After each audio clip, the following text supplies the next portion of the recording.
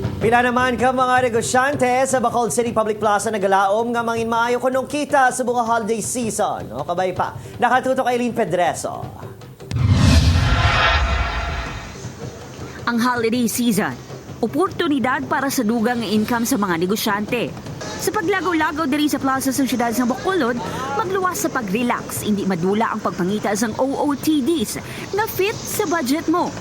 Makitaan ang nagaraya nga stalls ng ukay-ukay sa palibot sang plaza. Matapos ng in-issue sang damlaglangang sitwasyon sa pagplastar sang stalls, ginasiguro na sa mga manugbaligya nga presentable kag organize ang ila displays base man sa ginmando sang LGU. Ginsunod na mo ang mga rules kag wala ba kami sa mga iban pa mga violation yung pangimiter.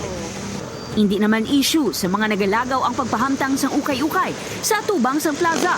Pero ang iba, may suhestyon para manami lang tawon ang ilang mga baligya.